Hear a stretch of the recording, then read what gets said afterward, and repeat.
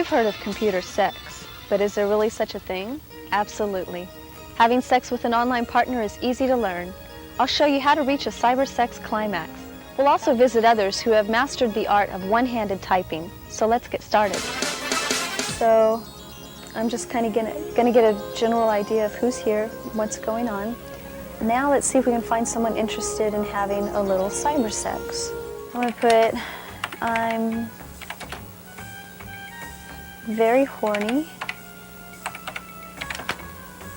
and I'm looking for some good cybersex. Are you interested?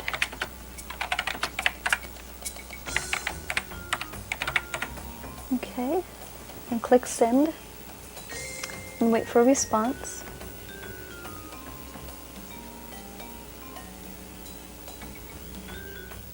And he puts yes with lots of S's.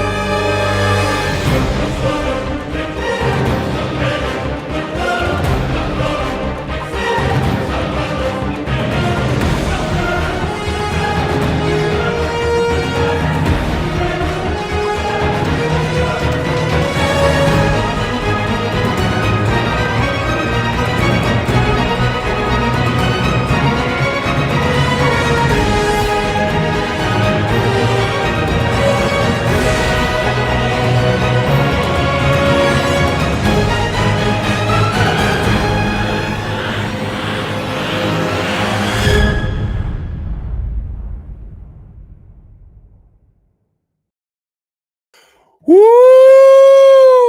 Good afternoon, my friends. Man, what a day. This should be interesting. I hope. We'll see. I mean, I don't know. We got a Zoom link, and Court TV is supposed to cover it, I think, and blah, blah, blah, blah, blah, blah, blah. And Melanie Little's already got like 1,000 people waiting in her chat. Like, which is pretty amazing. But yeah, man, I want to, that just brings me to the fact that I am grateful to you guys, my McLeans, for being here and watching it with me. I just felt like watching it, but I felt like being live too. So it was like, oh, I'll get a few people, I'm sure. So welcome, homies. I'm glad you're here. And so yes, the exclusive and the elite is how you should see yourselves. Although in the minority, not the minority, the exclusive and the elite. Whatever you need to tell yourself, Will. Listen, so all my mods in the chat, I got to give you guys a refresher. I've added a few new mods. This is directed to them generally, not to anyone in particular. Don't start overthinking, weirdos. But just a quick reminder, Cherry is God when it comes to the moderation of the chat. Anything she says goes. She can get a little eccentric. I understand that. But at the same time, Cherry's words are gospel when it comes to the chat moderation. So any of the mods take any issue. This is why I have Cherry in the position that she's in, is because so that I don't have to deal with any of you. So that I don't have to communicate. I like to keep boundaries, and I don't have to like communicate unnecessarily with people behind the scenes. I don't like mod drama. I don't want nothing to do with it. And I'm not saying there is any. I'm saying catch it before it becomes a thing, please. But if you just take comfort in knowing that, see, no, don't air it out here, because then it becomes everybody's business. Don't do that. Okay.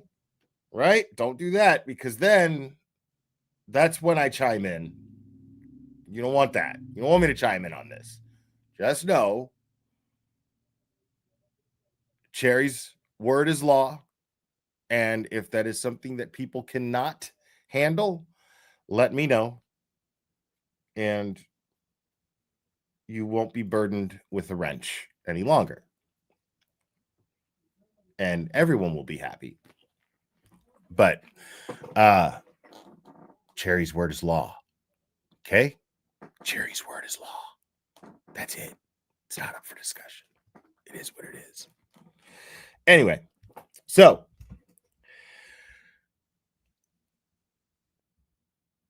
interesting day so far. First off, I got to give a shout out to my man, Jimmy, Auntie Deb, because Jimmy is the king of morning streams. Jimmy is just he has mastered the morning stream. Like, he knows how to get you just at that right state of mind when you're just waking up. And you're either one of these people who don't fucking talk to me, I haven't had my coffee yet, one of those fucking people, or you're like in the middle between that and really susceptible to laughter, and he knows how to push you into that laughter. He knows, how just absurd to be, and there's a beautiful formula to it, and Jimmy is just the man, dude. It's amazing. Oh, here we go. I think we got a super cat. Super cat. I think we got a super cat. Super cat. Super cat. Super cat.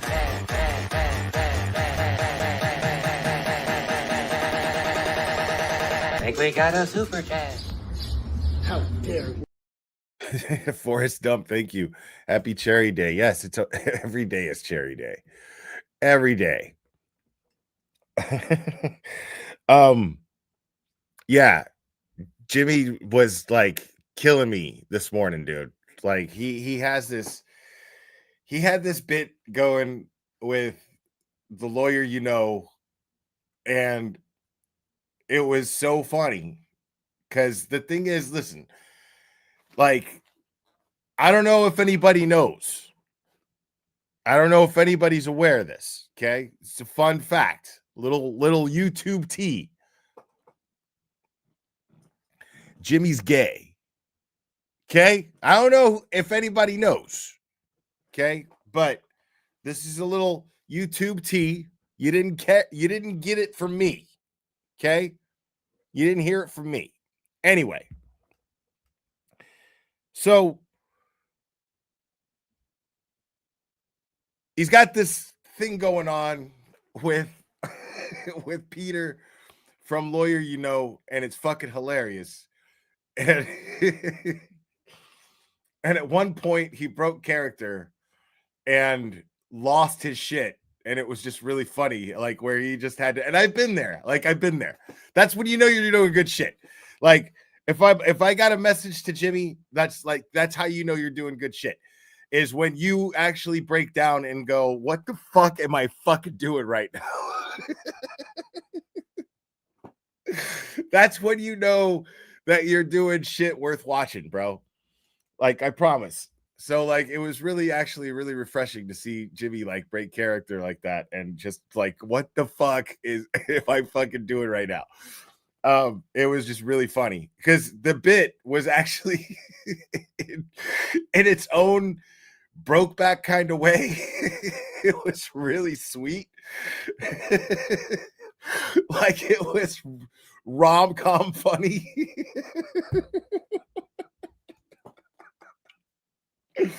It was so good. Like, he's just sitting there saying like talking like we were having pillow talk. Like they were just like in your picture and Jimmy and and Peter like this far away from each other's faces. I didn't think I would laugh so hard just thinking about it. It fucking killed me. It was fucking brilliant. So simple yet so funny. So good. Because the thing is like it was a bit, but there was just a little bit of truth to it, which is what made it hilarious. It made it so fucking funny. Oh my god. Oh, Jimmy's gonna kill me. And then, okay, and then I'm in, dude, I'm in Billy Bush's chat, bro. And some dude,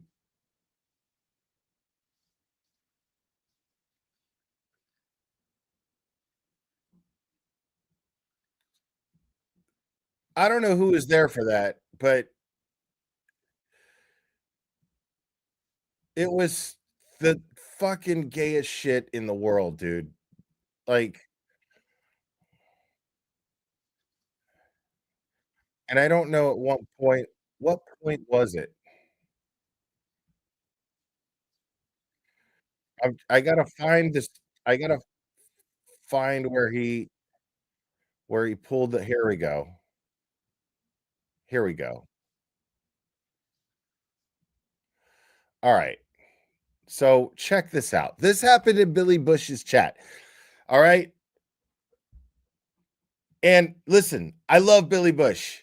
Like, seriously, he has become recently and is still one of my favorite channels right now. For sure, for sure.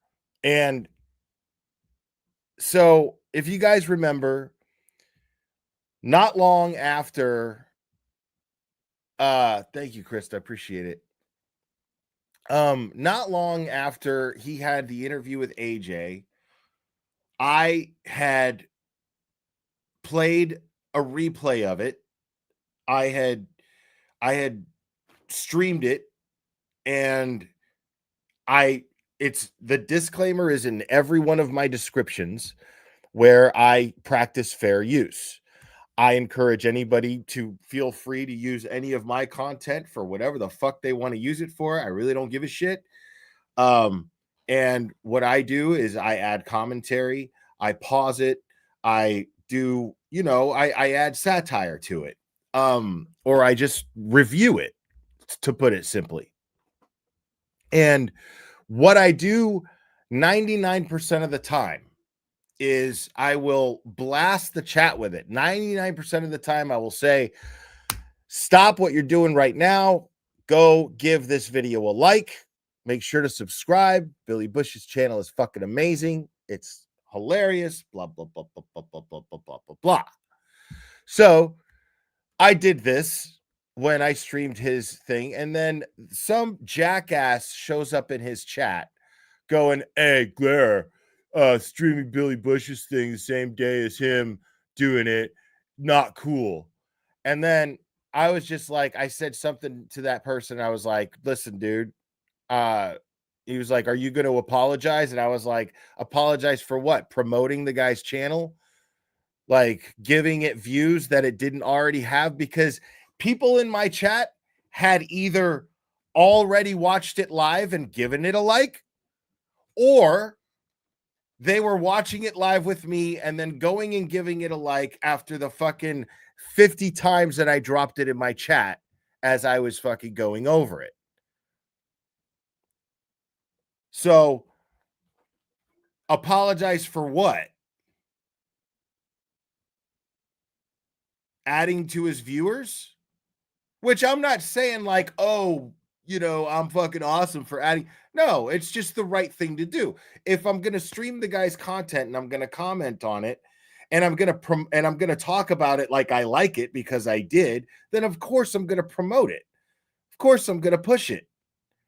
I want you to see why I enjoyed it. I want you to be able to have the option to watch it without me adding commentary over it. And I want you to see why I picked watching it, besides the fact that Alan Jackson was on there. But I had already talked about Billy Bush 100 times before he had Alan Jackson on there. So this guy, once I pretty much explained that in a short comment, this guy's like, whatever, blah, blah, blah. And then he adds this comment, and then it gets highlighted by his engineer or producer or whoever, right? Billy Bush's producer or whoever. And he said, and it says, the glare, stealing exclusive content so Bushman doesn't get the views, stooge. So now this is all Billy Bush sees, right? Pay attention. This is the only context of the conversation that Billy Bush has in his defense. It's a very tight turn in Malibu that has had nothing but accidents. I say do some excavation and straighten it out. How about that? It's like, oh, the Bermuda Triangle, everybody, avoid it. Oh, man. Okay, what do we get? Oh, Bill, it does look like it. Bill, it does look like it is the same. That is Caitlin's. I know that was a long time ago. I think she was right. I just looked it up. What does this say? No stealing exclusive content. So Bushman doesn't get the views. Stooge? The hell does that mean, Joey? So right now he thinks somebody's trolling him. Steve, you put that up. You better explain it. What does that mean? So, right, if I don't have control over the comments being highlighted and I see something like that, I'm going to go, and it's most likely that would be Cherry, most likely. I'd be like, yo, Cherry, what the fuck? Like, you're going to put that up. Explain it. What does that mean? The fuck is that? No stealing exclusive content so Bushman doesn't get the views, Stooge. He's defending us. Now you see... What? Steve, if you're going to put that up, it has got to make you has to connect with the English language. I don't think that I put that up, to be honest, but I can understand the Mendez brothers. I know that means Menendez because none of us can. We don't have time to fix. I get that. I think it's somebody. I think somebody's streaming our whole show, and our crew's looking out for us. See, now this is what fucking annoyed me because that is just dead wrong. What I'm being accused of now, and not deliberately, these gentlemen are just trying to interpret the situation. So they think I'm sniping their stream live, right, as is in real time as they're talking. No, dude. So this is what they think all of a sudden. I think somebody's sniping our stream right now. Like, no, dude. So these guys think that shit. So obviously Billy Bush is going to be like, what the fuck? Is what it is, Bill. Which happens. Someone stealing our show? They take the show and restream it. If someone's doing you're not allowed to do that. Which does happen. Yeah, you're not supposed to be doing that. Call Alan Jackson. Hey, Alan, can you squeeze in one more? I know you got the civil trial for Karen. Exactly. Well, listen, if they're restreaming the... If I'm being honest, Alan would be more likely to defend me, but okay. thing. I hope the subscribers come back to us. Exactly. We'll look into that. I have a lawyer, and his name is Bob Lang, the Langer. Now that's funny for reasons I won't get into, but so he thinks that somebody's just stealing his shit. That's the terms that he's thinking on. And understandably so. Understandably so. I get it. So I'm not mad at nobody, but what was really cool though, it wasn't brought up again verbally, but in the chat, I ended up super chatting and they didn't highlight it. I guess they didn't want to talk about it anymore, but I super chatted and explained in the super chat what had happened. I said, I had streamed your interview with Alan Jackson and I practiced fair use in the process and I promoted and instructed my chat to like and subscribe. And then I got right back from Hot Mics with Billy Bush, it said, "Thanks, Claire. We appreciate it. All is good," you know, or something like that, something to that effect. So it was fine, but it's just like jackasses who don't know what the fuck they're talking about always have to chime in and try to start shit. Like, it was just really irritating that happened. It was really irritating because I was like, yo, what the fuck? Because this guy's like, I think somebody is stealing our show, like right now. Like, no, dude. No. So, like, yeah, so there's this thing called fair use, right? And fair use, Brad Blankenship, thank you so much. Fair use, and it's literally no different than what Lawyer You Know did. What I did was literally no different than what Lawyer You Know did. The only difference is I promoted the fuck out of it through my chat like 100 times. I just blasted the link through my chat 100 times. But everyone does that. It's because it's perfectly okay to do it, to just pull up someone's content and review it, pause it, speed it up, slow it down, whatever the fuck, as long as you're adding commentary to it. And it's considered criticism. Like as long as it's considered criticism, or you're just simply adding commentary to it, you are within the boundaries of fair use. And yeah, I'm not taking it down. I mean, there's no reason to. Like if it was like a creator who's like a homie of mine, and they were like, I'd see it as a personal favor if you took it down, I'd be like, well, all right, you know, sure, no problem. But if it's like somebody who's just like, I don't like that you're doing that, I'm sorry, but, you know, respectfully, fuck you, because it's fair use. I'm perfectly within my rights to do it. You know, it just, you're a public figure, you're out there, it is what it is. The stream is up. Oh, yeah. Oh, I know what you're saying. Yeah, I already got it ready to go. Seligson on behalf of the defendant, Karen Reed. Good afternoon, Your Honor. Charles Waters for defendant Karen Reed. Good afternoon, Your Honor. Alan Jackson on behalf of Ms. Reed. Good afternoon. Good afternoon, Your Honor. Aaron Rosenberg also on behalf of Ms. Reed. Good afternoon. Good afternoon, Your Honor. William Keppel on behalf of Karen Reed. Got it. Okay. Good afternoon, Your Honor. Christopher George on behalf of the defendant, Karen Reed. Good afternoon, Your Honor. Marissa Palladini on behalf of Karen Reed. Good afternoon. Good afternoon, Your Honor. David Hassett on behalf of Waterfall Bar and Grill. Okay. I'm sorry, did you say the waterfall? Waterfall, yes, Your Honor. Got it. Good afternoon, Your Honor. Karen Reed also on behalf of Waterfall Bar and Grill.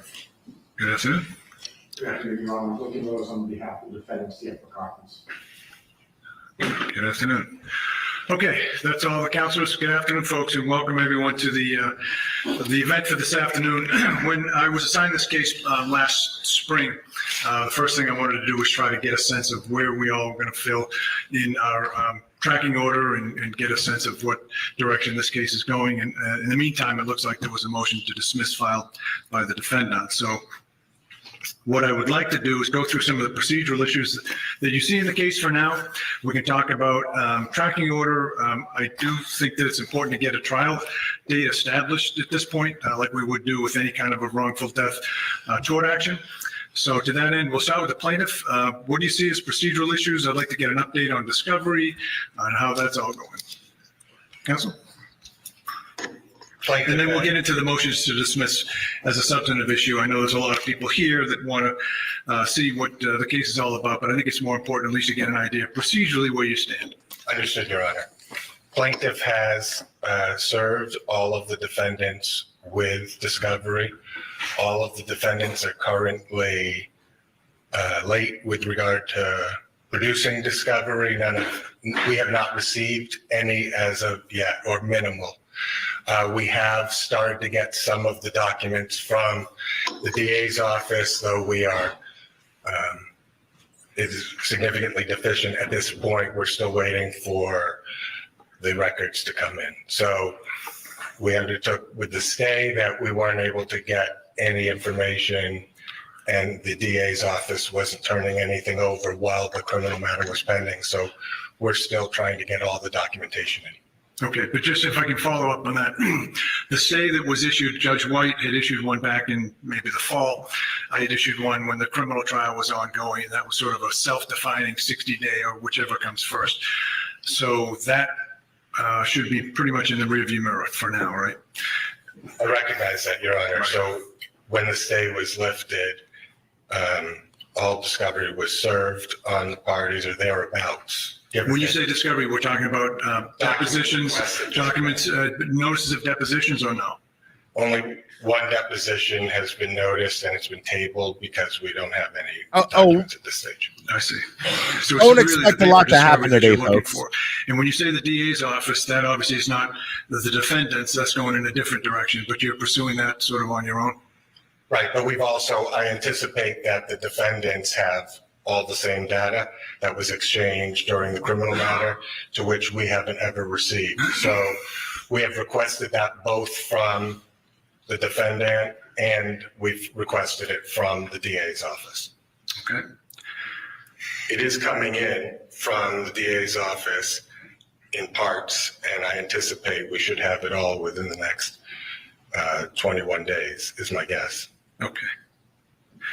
All right, procedural issues from the defendants. We can start with you, Attorney Seligson. Thank you, Your Honor. As we're anticipating the status of this case, it's important to inform the court that from Ms. Reed's perspective, we have affirmative claims that we intend to bring on her behalf. Those claims stem from the same facts that are at issue in this case. Those claims, Your Honor, are against parties that are not in the litigation at this point, including the Massachusetts State Police, Lieutenant Brian Tully in his personal capacity. Oh, shit. Sergeant Yuri Buchanan in his personal capacity. Hell yeah.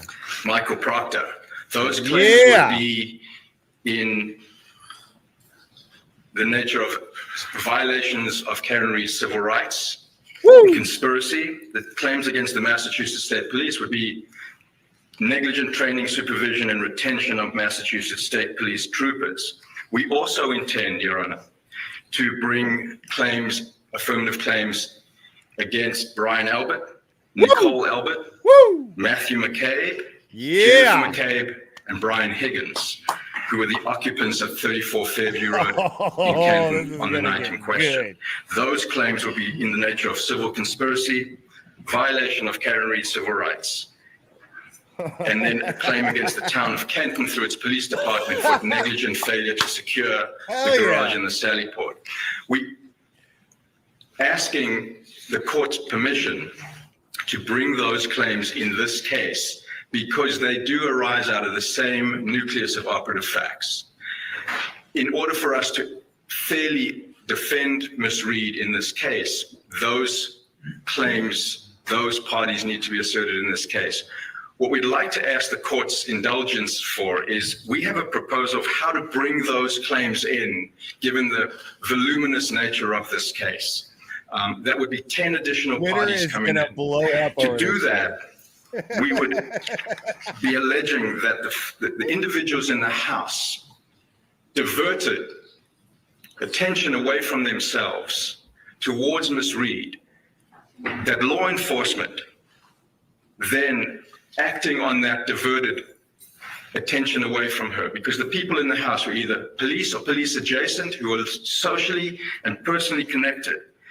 Then they collectively conspired to ensure that what happened in the House was not explored and investigated. And instead, Ms. Reed was wrongfully targeted, maliciously prosecuted, made to face 2 criminal trials for the death of John O'Keefe, and is now facing allegations of wrongful death, all stemming from the same claims. How do we synthesize the process to bring these claims and parties in? What we're asking the court to consider is for us, at the time we file her answer to the complaint, we've got some claims that we're asking to be dismissed, regardless of how the court decides those. We still have to file an answer on her behalf. Our suggestion would be to file those claims against those parties in the same pleading. Serve all of those new parties with that complaint. Allow them 30 days, not the normal 20 days, to respond so the court can have one hearing on whether some may bring dispositive motions, some may file general answers, so that we can then decide how and who is in the case and proceed forward. So I bring that to the court's attention. And I'm happy to brief it so that Mr. Diller can have an opportunity. At a minimum, you're going to do that. I'm envisioning what the plaintiffs are going to say to this rather extraordinary process, but go ahead. But that would be, Who knew otherwise that it's going to be a Microdot very was a civil lawyer? unwieldy, delay-inducing Amazing. process, and we're not looking to do that. This Microdot's accounts for trying to conserve judicial resources, trying to have a streamlined approach, at the same time making sure that all the claims and all the parties are in this case. The alternative would be for us to file a separate action on Ms. Reed's behalf, alleging these claims, and then move to consolidate immediately with this case, which Your Honor has broad discretion to allow. The point being, the claims should be in this case. They all arrive out of the same facts. They're not separate. And that's essentially what we'd like to do. We'd like to brief that, Your Honor, and have the plaintiffs respond and then proceed from there. Okay. All right. Let's hear it then from the Waterfall. Yes, Your Honor. We are in the process of completing written discovery propounded to us from the plaintiff for under extension until next month. We anticipate that will be completed then. We as well. When you say an extension, this is an agreed to extension? Agreed. Because the tracking order is what it is. We'll get to that in a little bit. It's been agreed to, Your Honor. Okay. And then, Your Honor, we're looking at depositions, but we don't want to consider noticing depositions yet until a lot of the document requests have been answered and the subpoenas for keeper of records. We haven't seen any of the records. We're aware of them certainly from the criminal trial, but when there are a lot of records, as I understand it, that are still to be produced, so that we would then proceed with depositions as warranted in conjunction with counsel and obviously picking dates that work for all. But that's what we foresee in the immediate future, Your Honor. All right. Thank you. Let's hear from C.F. McCarthy, then. Your Honor, in a similar boat as to Waterfall, we were putting the finishing touches on our discovery responses. The last leg of it is just collecting communications from employees in that incident, some of whom no longer work with C.F. McCarthy's, but we anticipate having that included in the very short term and getting that over to my brothers. Okay.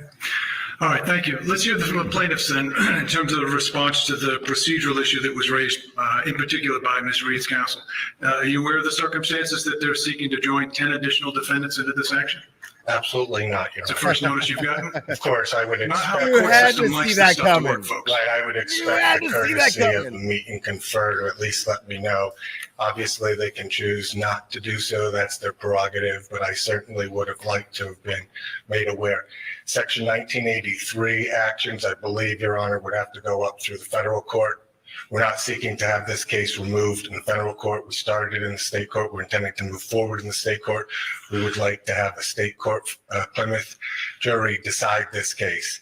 So to the extent that my brothers and sisters and all of those who are involved believe that they have other legal rights and they want to pursue other legal theories, that's their prerogative to do so. When it comes to interfering with our opportunity and right to justice, we're not looking to sideline that, Your Honor. All right. Any response, counsel? Thank you, Your Honor. We are asking for permission to serve a motion to advance this procedural proposal. So Mr. Diller is not being surprised by We want their cocks on the block right now. the argument that we're going to present to the court. He will have an opportunity to respond. There's no requirement that civil rights claims be brought in federal court. In fact, this court has jurisdiction over those claims. They all stem from the same facts, Your Honor. In the plaintiff's complaint, It's totally there are allegations that we need those parties to defend against. How's that not This is not just a wrongful death action. our narrative of what took But it place. is, though. It's the plaintiffs. Well, just hear me out for a second. And when you say that it's not just a wrongful death, that's what the plaintiffs have alleged. The defendants have filed motions to dismiss portions of those. So this, at its essence, is a wrongful death action being brought by the plaintiffs, right? So what you're seeking to do is to be allowed to amend these proceedings and to effectively bring in 10 other defendants for the claims that the defendants have against those third parties that aren't noticed here, right? So you've got to procedurally give them notice as well as the plaintiffs notice of this event before it goes to any adjudication by the court. And that's what we've built into this proposal, which is trying to streamline that process, not depriving them, the new parties, of the opportunity to argue both the procedure as well as the substance. And we're suggesting, instead of serving party X with a third party motion for a complaint, then that party opposes it, then the court rules, then that party perhaps is brought into the case and then brings another motion to dismiss substantively. We're not seeking to... Isn't that what the rule requires?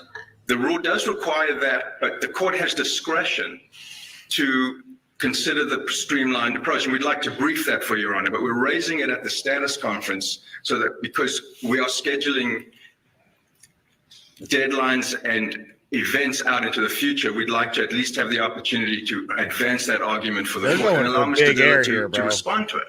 And then we will act accordingly. That's the purpose of the disclosure of this today, Your Honor. All right. So I don't know that there's any ruling by the court today that would have to be made relative to that, because it isn't even filed yet, so that there's nothing before the court.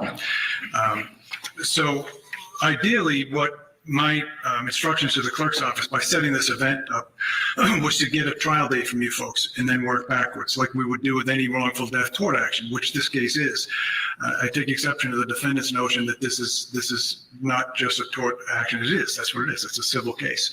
I know there's a lot of people who are interested in this case, but at its heart, there are at this time eight parties involved in this case, correct? Yes, there's 5 for the plaintiff, and there's 3 for the defendants, 2 corporations and Ms. Reed. So that's the way the case is shaping up. You've got your tracking order, so you understand what the deadlines are now. I have the tracking order, I think basically shows this case as having discovery. Yeah, your discovery is supposed to close August of next year. Your Rule 56 motions to be done by October-ish of next year. Final pretrial conference February of 2027 with judgment by August 26th of 2027. So that's what the tracking order has in store as the case stands now, right? I mean, we could get you a trial date way sooner than that if you wanted to. I mean, literally, I could, the clerk and I were talking earlier before today's proceeding, and I may end up having to suspend, depending on what the circumstances. We were charging the jury on a homicide case earlier today. So we have a deliberating jury right now, so I don't know that I may have to suspend and then rejoin here in a little bit. But for now, so you understand it, we could get you a trial date as soon as practically this spring on this case, but to join 10 new defendants under wholly separate theories for people that haven't even been joined yet in this litigation puts that on its head. There's no way you wouldn't even have this procedural process outlined by the spring, most likely. I understand that, and that's the dilemma that we're trying to bring to the court's attention, because there is going to be an affirmative. Well, you're saying affirmative. You said earlier affirmative defense in this case, which those would not be affirmative defenses. Those are wholly separate third-party causes of action against people who are not part of this litigation, correct? So it's not an affirmative defense. It's not an affirmative defense in the traditional sense, but it is part of the defense in the face of the wrongful death claims. The wrongful death claims stem from the same facts that the affirmative claims would be seeking to be pursued against. So it is the same set of facts. If we were to file a separate action, Your Honor, where Karen Reed is the plaintiff and these parties that I've identified are the defendants, we would be pursuing down 2 separate pieces of behemoth litigation when we can consolidate them at the same time. That's what we're trying to suggest may be a more streamlined approach. And it doesn't It's not intended to delay. It's actually intended to try and synthesize the process and conserve resources, attain judicial economy without prejudicing the plaintiff. Discovery is already ongoing, but to have two depositions, for example, of parties in two separate cases, where we can have one and the claims could proceed at the same time, just seems to make judicial sense. That's why we're raising it. But we'd like to brief it if the court gives us that permission. Okay. All right. On that last discrete issue, anything else from the plaintiffs? We have served them with discovery, asking them, they have a burden if they're going to do affirmative defenses to establish that there are third parties who are responsible here. That can be their affirmative defense, but they have a burden to prove that. And if they can't meet that burden, then it should never come into our case. If they're seeking to overlap these two cases and throw it as far wide ranging as they've just announced, then there's no way that we would not be prejudiced by their strategy in the plaintiff's underlying case. All right, those issues are reserved. I certainly am not going to make any ruling on that. There's nothing formally before the court, no written motion, no Rule 9A or 9C certificate, none of that stuff. So it's not procedurally before the court, but certainly I appreciate hearing the argument nonetheless. Sergeant Peter Murphy. The future landscape of the case. What also brings us here, when I noticed the status conference for today, the defendants have filed motions to dismiss. If you're prepared, I'll go forward on that, let you deal with the substance of the motions to dismiss. I have read through your material, so I get the gist of what the defendants are raising. Counsel, would you like to proceed? Thank you, Your Honor. As we've briefed, Your Honor, the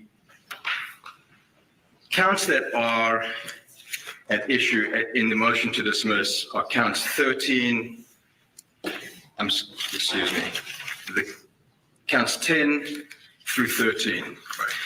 They are infliction of emotional distress claims. As we have presented in our papers, none of the plaintiffs observed the alleged incident that is described in the complaint.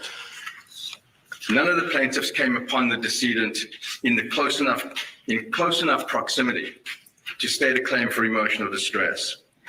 There is the cases, Your Honor, limit when a claimant can claim emotional distress. The cases talk about temporal, spatial, and relational limitations.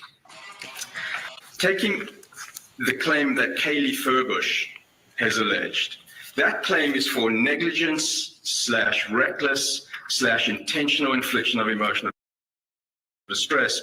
And the basis of that claim is that there was a discussion on the telephone or discussion after Karen Reed had left 34 Fairview in Canton and had somehow started to fabricate a story about what had taken place. Kaylee Furbush was not at the scene.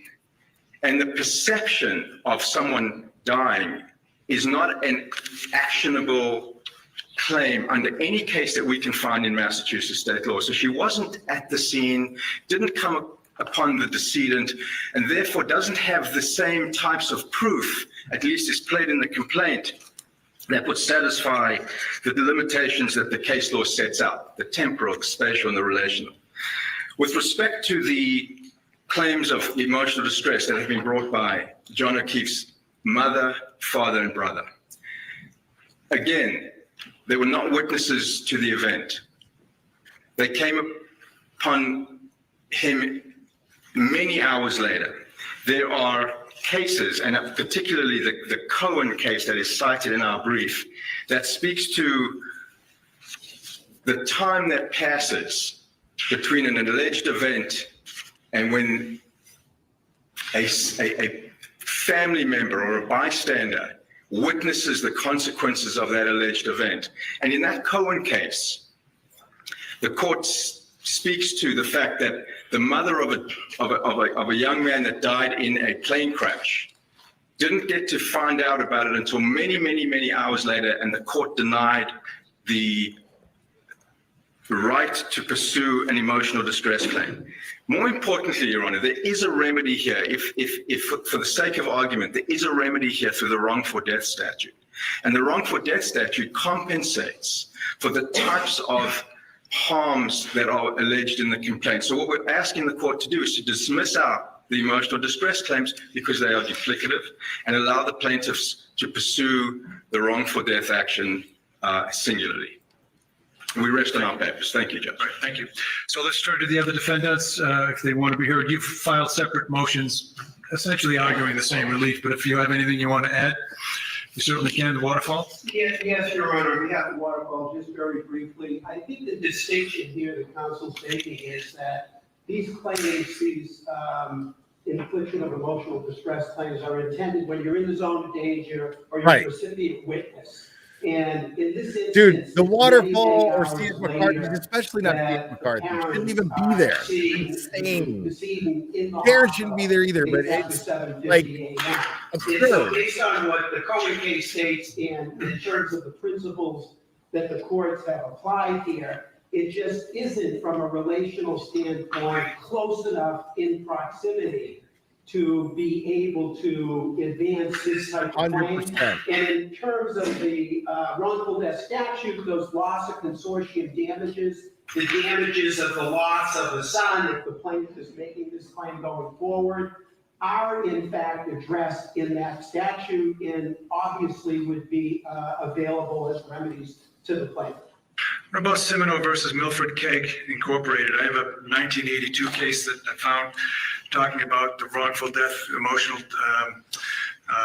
distress injuries. Have you reviewed that case? I'll give this case site, 385 Mass 323. It's a 1982 case. It would seem to suggest that that emotional distress is really not preempted by the wrongful death statute. Your Honor, I think the wrongful death statute alone would not necessarily cover all of the damages, but my argument would be more in line with the argument that in terms of where they are in relationship to the accident, since it wasn't witnessed and since it wasn't immediately thereafter that they came upon the scene in a roadway, in a driveway, and observed the decedent, I would argue, Your Honor, based on that, that that's a problem for the plaintiff moving forward, and that that would be the court's consideration. I appreciate, Your Honor, that there are some differences in the wrongful death statute and emotional distress claims. Okay, thank you. Ferreter versus Daniel O'Connell's sons, a case that goes back to 1980, also kind of speaks to that issue too. Let's hear from CF McCarthy's on that. Anything else to add on the motions to dismiss? Your Honor, we shouldn't even fucking be here. I'd love to hear them say that. All right, I'll take that issue under advisement. I do have some, I'll read through your briefs a little more closely. Allow us to. Yeah, of course. What I was going to say is that what will happen in just a few moments, I'm going to give the plaintiff an opportunity to respond to that. But I want everyone who's sitting here to understand that the comments I'm making now are not really doing other than just trying to tease out what the issues are. Motions to dismiss are not based upon the evidence, but rather on the allegations that are contained in the complaint. And those allegations, for purposes of a motion to dismiss, have to be accepted as true. And the question is whether or not the plaintiffs have stated a plausible claim under the case law, Iacchino and others that deal with this issue. So with that context, plaintiff, if you want to respond to both the motions to dismiss raised by, I should say, both the two corporate defendants and Ms. Reed. I do, Your Honor. Thank you. The question that's really posed for this court is, like you just said, assuming all facts are true, indulging every inference in the plaintiff's favor. Does the plaintiff's complaint plausibly suggest that plaintiffs are entitled to relief? The answer is yes. This is a motion to dismiss. The lowest standard, the Brum case, plaintiff's obstacle is a minimal hurdle, a relatively light burden, so long as the court looks at the allegations holistically. If relief to the plaintiff is plausible by the cumulative effect of all the factual allegations pled, we survive the motion to dismiss standard and we move forward to discovery like we should in all cases and in this one. There are three arguments that my brothers have put forward in this case. We oppose all three of them as follows. Number one, the defendants incorrectly state the law by suggesting that NIED claims are subsumed or preempted by the wrongful death statute. Number two, Your Honor, the defendants improperly seek to limit the scope of NIED claims by creating an arbitrary bright line test for such cases. Number three, Your Honor, the defendants failed to holistically consider the facts alleged and the known vulnerabilities of the plaintiffs when evaluating the defendant's extreme and outrageous conduct in violation of the infliction of emotional distress standard. I recognize that this court is not new to this case, and I recognize that most people already understand the facts, but I think it is important and significant that I at least highlight the ones that will be at issue here today. Throughout, we intend, like we did in the complaint, to refer to John O'Keefe as JJ. That is what he was affectionately referred to by his niece and nephew. JJ no longer has a voice. His life was wrongfully taken on January 29th, 2022. He lived a life of service. He was a Boston police officer, and his personal life, when JJ's older sister and brother-in-law tragically passed 2 months apart from each other, leaving 2 young children orphaned, JJ stepped up. He agreed to parent those children, to raise them as his own, and to support them. Fast forward to 2022, Your Honor, JJ is involved in a relationship with Miss Reed. It's been going on for a period of time at that time. January 29th, 2022, Karen drives drunk. She reverses her SUV. She knocks JJ down. She leaves him to die in the cold. You dipshit. And Reed knows that she strikes the plaintiff. Rather than seeking to help or calling 911, she returns to JJ's home. There, JJ's 14-year-old niece, Kaylee, a plaintiff in this case, is home alone, asleep. That's when Karen starts plotting. Now, it is significant for the facts for you to understand the context here.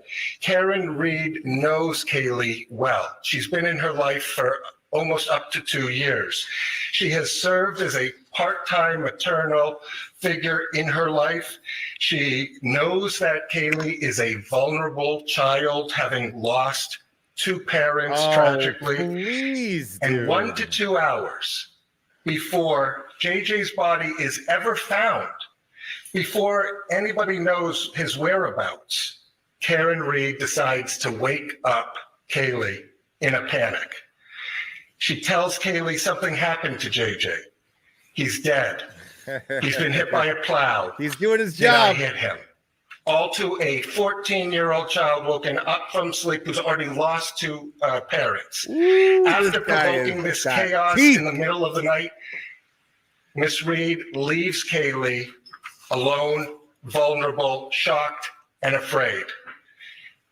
It's now 1 to 2 hours later. It's at or around 6 a.m. in the morning. JJ's injured body is now found. Right where Karen left him, buried in the snow, 911 is called.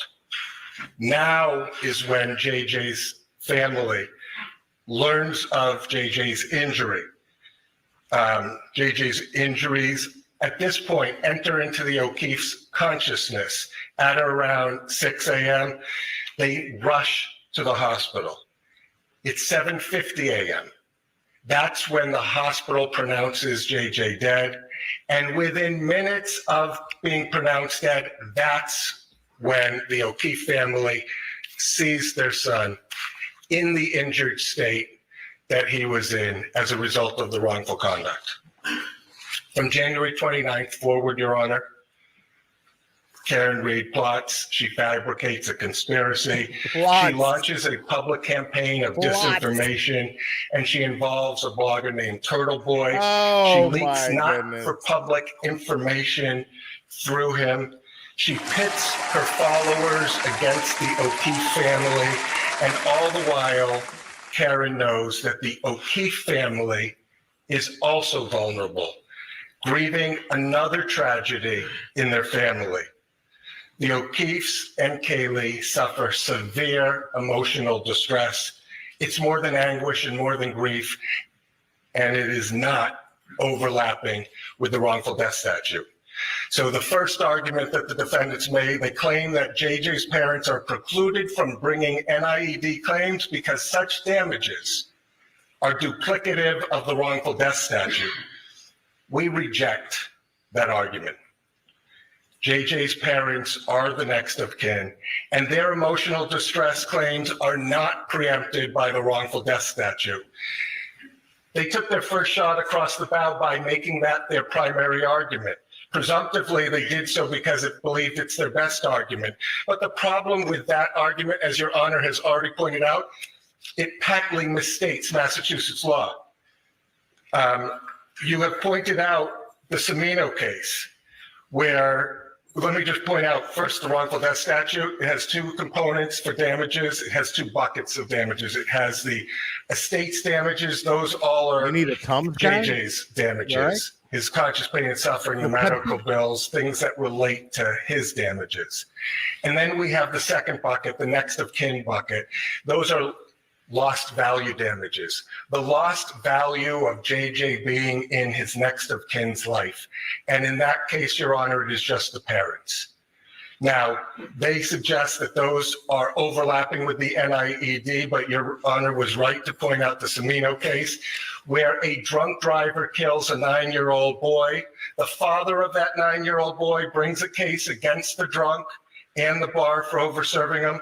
The father brings two separate causes of action, one for wrongful death, one for NIED, negligent infliction of emotional distress. The court held in that, and I quote, argument that plaintiff's claim for emotional distress is preempted by wrongful death action misconstrues the common law cause of action for emotional distress.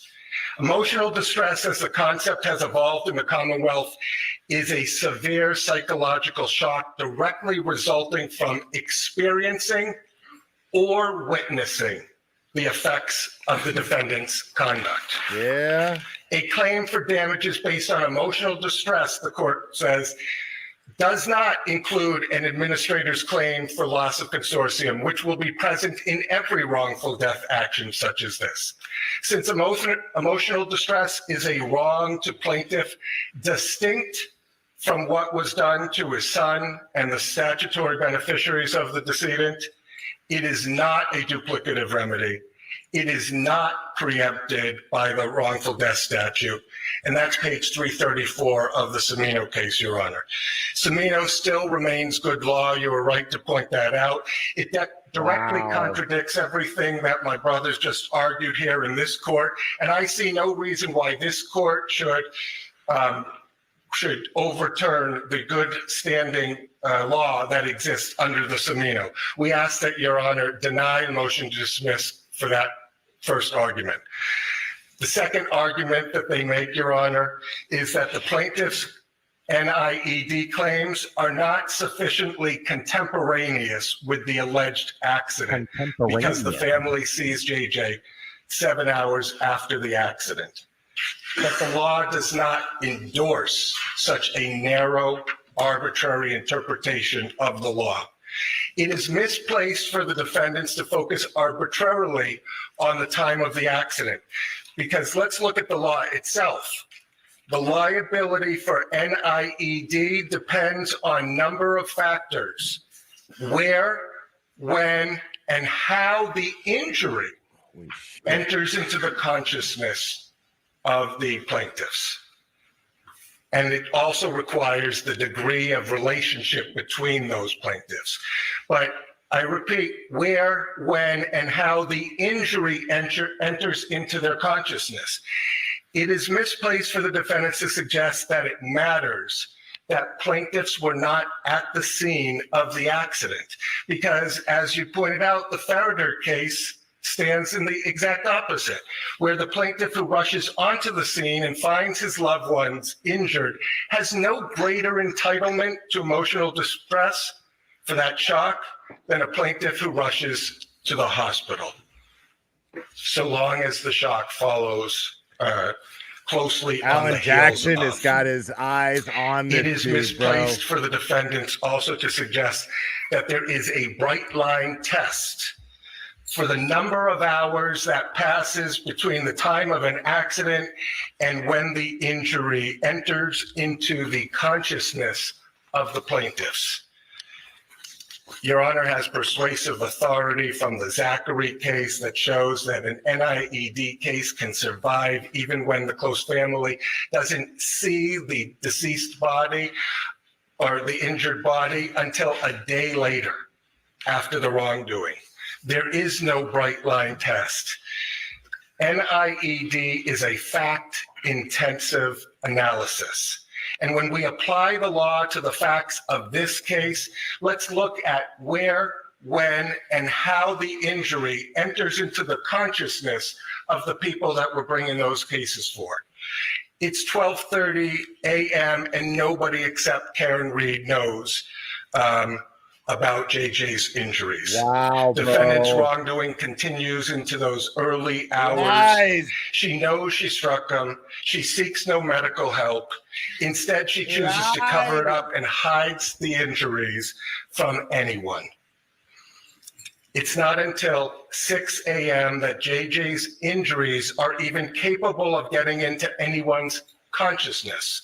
The O'Keefe family immediately learns of JJ's injury, and they closely on the heels, they rush to the hospital, at which time they see the deceased body within minutes of him being declared dead. It is incredulous to think that a wrongdoer who hides the wrongdoing and the injury from anybody can be relieved of liability simply because the injury becomes knowable only after they disclose it. The defendant's cited cases are inapposite. They have no relationship to what is being asked of this court.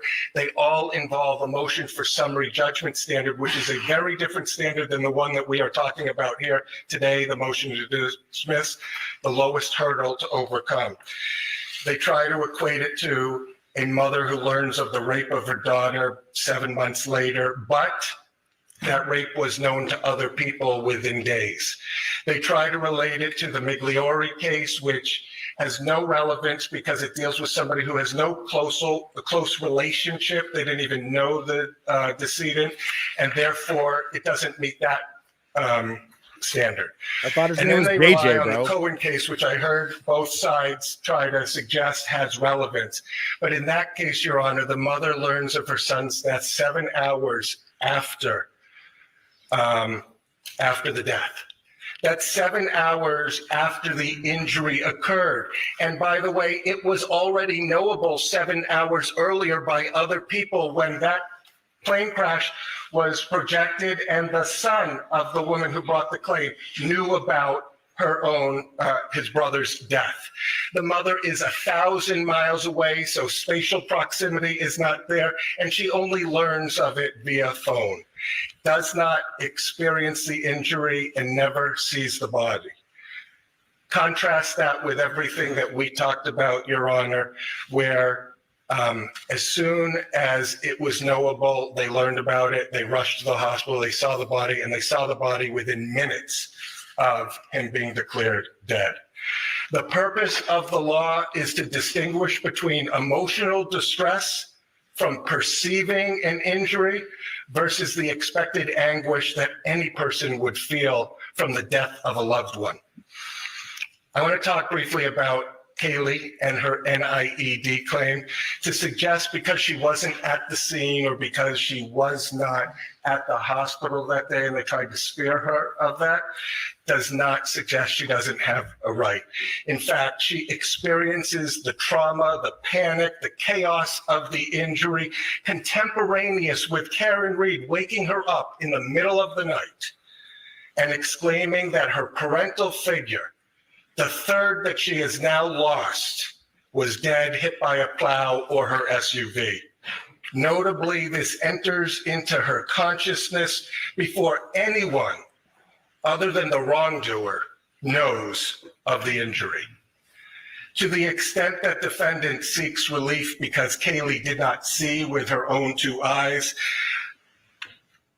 I will refer you also to the Cohen case, which they cite for different reasons, but in it, the language talks about sensory perceptions. To suggest that you can't use other senses in order to perceive and experience the injury or the injurious event is wrong. Otherwise, no blind person would have a legal right under NIED. We have many senses. We use them all the time. And when it enters into our consciousness, it's hard to undo of it.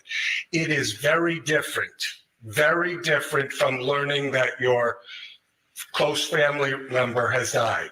That is upsetting. It will be upsetting to anybody.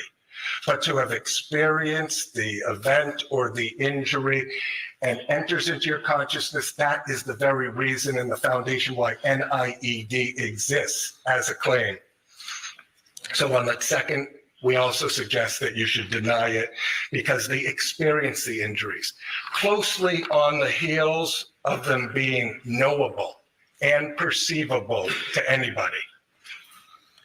Third, Your Honor, the defendants argue that the intentional/reckless infliction of emotional distress claim should fail because there's no extreme or outrageous conduct directed towards the plaintiff.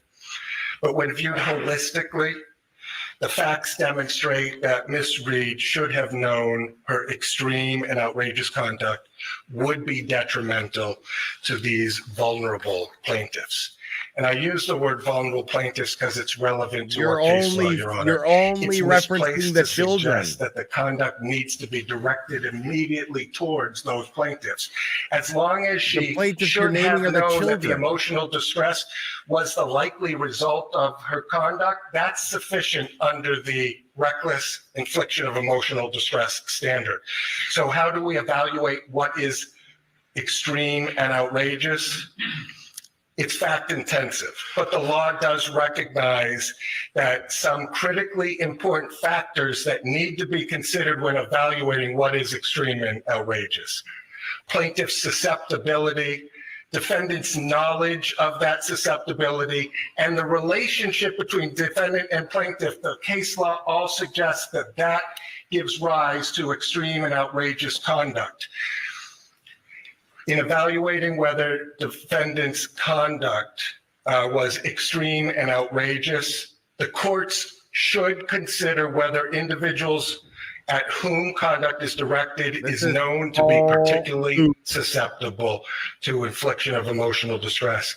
Boyle versus Wenck, 1979 case we cited to, Your Honor. Our case law has recognized susceptibilities to evaluate extreme and outrageous conduct to be a recent hospitalization in the Boyle case, a cancer patient in the Harrison case, elderly or frail people in the Bailey case, or children, minors, based on their age in the Sarkonis case, all that we've cited to, I Your agree with Honor, you, and I'm Laura. happy to give you cites. The law in Roman versus Trustees of Tufts College says, as it relates to this, the court should put as harsh a face on the defendant's actions as the basic facts would reasonably allow. The relationship of a plaintiff to the defendant and her knowledge of the plaintiff's sensitivities is an important consideration in determining whether the challenge conduct satisfies the extreme and outrageous conduct. That's the Russell case. Let's talk about Kaylee as it relates to the infliction of emotional distress. Should defendant Karen Reed have known that emotional distress was the likely result of her conduct? Was defendant's conduct extreme and outrageous? Those are the questions that ultimately we pose to a jury. Kaylee was young, 14 years old. The defendant had a relationship with her, knew she was emotionally fragile, knew she was orphaned at the age of 6, knew that she lost both parents tragically. The defendant assumed this pseudo-parental role with Kaylee for nearly up to 2 years. The defendant, Ms. Reed, knows that she knocked JJ down. It's the middle of the night. She wakes up Kaylee abruptly. She talks about JJ being dead, being struck by a plow, being struck by a vehicle. Mind you, this is all hours before anybody has even discovered his body, and she is now actively talking about him being dead. Then, after creating this chaotic, upsetting situation in this young, fragile girl's psyche, she leaves her. She leaves her home alone, shocked and frightened. Compound that by defendant's choice to speak her false narrative publicly, to use social media, to leak public information through Turtle Boy, to control that narrative. Wow. Why is Turtle Boy out there saying the O'Keefe's family period of grief has expired and they are now get fair the game? fuck out of here, man. Who leaked the autopsy photos that got published by Turtle Boy for this vulnerable family to have to be exposed to that they weren't seen before? To the extent that the defendant argues that this is not extreme and outrageous, remember the law. It is the jury's role to decide whether the defendant's conduct was rude and clumsy or extreme and outrageous. That comes right from the case law. As it relates to the family, Your Honor, should the defendant, Karen Reed, have known that emotional distress was the likely result of her conduct? Was defendant's conduct extreme and outrageous? Again, those are the questions posed for a jury ultimately. But the law says conduct which the actor should have known would result in distress is actionable. And the plausibility standard, the motion to dismiss standard, which is where we're at right now, Your Honor, simply calls for enough facts to raise a reasonable expectation that discovery will reveal evidence of the illegal conduct. Margaret and John have now buried 2 children. Paul has buried all his siblings. Defendant always knew this. She has always known their vulnerability, and yet she creates a calculated and malicious campaign of disinformation designed to hide the truth in this case. She pits the O'Keefe family versus the Reed family, and a reporter who she asserts editorial control publicly proclaims to Reed supporters, the O'Keefe family's period of grief has expired and they are now fair game. Discovery will track how much leaked information the defendant should have known would result in distress to the O'Keefe family. To the extent that the defendant suggests that this case fits nicely within any other case decided on this issue, remember the facts and circumstances here are exceptional. We wouldn't have these TV cameras or a full courthouse if they weren't exceptional. That is why we are here, Your Honor. It doesn't fit within a nice box like every one of those cases they cite. The Polay case where we talked about false police reports and harassment petitions were not considered towards emotional distress because they were petitioning activity. I want to talk about that briefly, because what Ms. Reed has done is not petitioning activity. It is not asserting a defense within a courthouse or having her legal counsel assert that defense or testifying at a court hearing. Instead, what Karen Reed is doing is not petitioning at all. She is waiving her Fifth Amendment privilege. She's speaking anywhere and everywhere that would give her a friendly audience with editorial control. She's gone on Dateline, Nightline, 2020, Fox 25, Boston Magazine, Vanity Fair, WEEI, Turtle Boy, HBO Max, ID Discovery, etc. There are more. This is an exceptional case that requires exceptional discovery, that requires us to decide this matter by a jury, not by a motion to dismiss phase, Your Honor. It is not like the Quinn case that they cite where there's an open adulterer involved, and so they think that's not extreme and outrageous. And it's not extreme and outrageous like it has nothing to do with the employment case where they fired somebody who had a criminal case pending, then they brought them back on, and he didn't like the way that they treated him after he was found not guilty, which is different, by the way, than innocent. The court should deny the third of those arguments. They should know that plaintiff's susceptibility and vulnerability are at issue in this case, and are the very reason and foundation why it is extreme and outrageous conduct. I will not be reduced and to an defendants' improper actions would cause severe emotional distress. Defendants' actions were not rude and clumsy. They were extreme and outrageous. We ask Your Honor to allow this case to go forward with discovery, allow us to explore each and every one of those issues, because these are real damages for real people who have suffered long enough. Thank you. All right, thank you. Any response from the defense? Your Honor, briefly. Firstly, here he goes. Those allegations contained in the complaint are allegations which we will refute. Counsel cites to the Camino case, relies heavily on it. What counsel didn't tell the court is that in the Camino case, the father of the child who died in the car accident was himself hit, part of the car accident, gets up, runs to see his son. It's contemporaneous, it's at the time of the event, and the court didn't have the same spatial, relational, and temporal concerns that the cases speak to with respect to emotional distress claims. So I point that out for the Your Honor. He also mentioned much about conspiracy theories, much about going out in the public and creating a narrative, which is precisely the reason why we're going to brief the issue about why those other parties need to be in this case. As I'd said, it is more than just a wrongful death action, Your Honor. I respect the opportunity to brief that, and we rely on our papers and defer to the court on the motion to dismiss. All right, thank you. Any other defendants wish to be heard on the issue? Anything else? All right, thank you.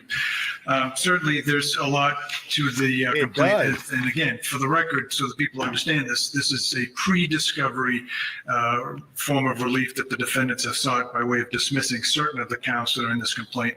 And the court has to consider the allegations as being truthful and every reasonable inference to be drawn in support of that. So I will look forward to reviewing that. I'll issue a decision as soon as I can.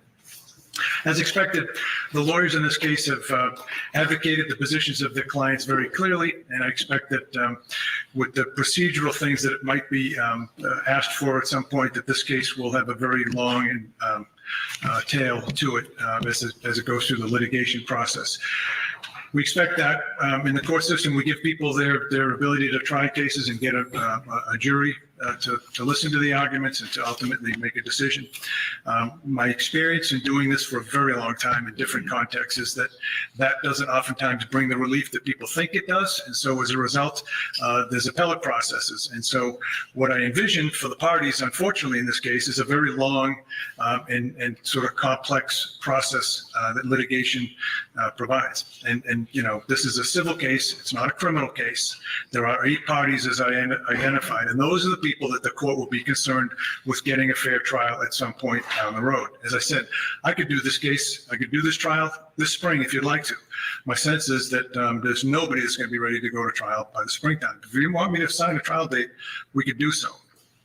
I mean, literally, I've talked to the clerk, we could do it in March or April if you'd like. Guys, like, we'll do it right now. But with the motions that are going to be pending, I suspect that that's not going to be the case, that you'll have to look at this from a more pragmatic point of view and decide when you're going to try to get this thing to a jury.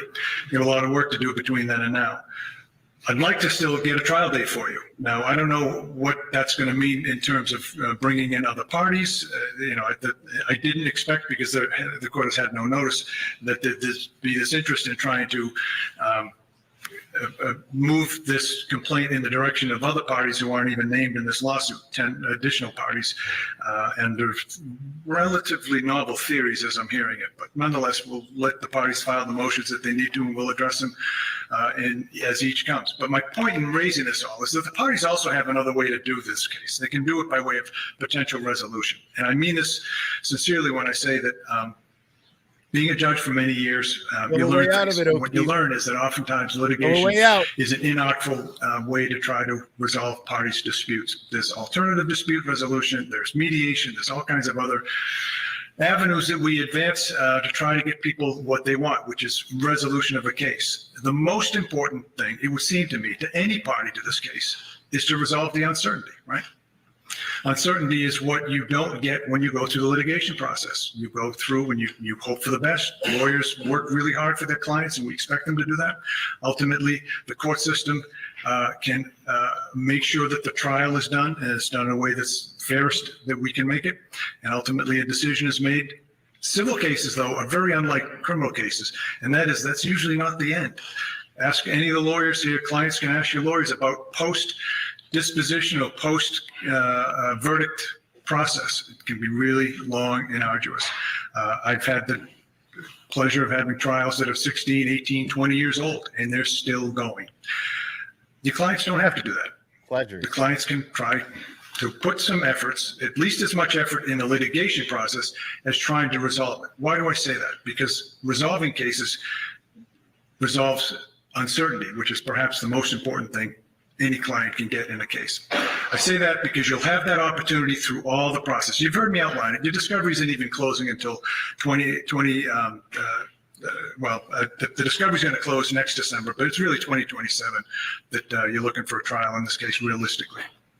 Again, we could do it in 2026 in the spring if you want to. And I'm going to ask the parties to work collaboratively to try to come up with a trial date that is workable. I understand that's a wrench has been thrown into the works because of this other process. We'll probably have to deal with that in the short term. I'll pledge to try to get you what you can as quickly as I can. I tend to get decisions out pretty quickly. I tend to try to move things to get parties what they want, which is ultimately their day in court. I'm just telling you at the outset that I think that it's worthy of exploring possible resolutions on your own. You can do it through this court. We have a mediation process that you can avail yourselves of, judicial settlement conferences. You can go through private neutrals, because there are now 8 parties involved in this case, 2 of which are corporate defendants, 1 of which is Ms. Reed. And so that's going to give you a lot of opportunity for dialogue. My sense is I'm probably wasting my time by doing it at this stage of the process, but I think it's important that your clients know that there is an alternative way out of this. Money damages are all the plaintiff can ask for. Nobody can restore, we say this when people lose loved ones or that they have some meaningful part of their body or mind that's been lost in a litigation. We can't restore that. We award money damages. And so ultimately that's what the imperfect litigation system will have.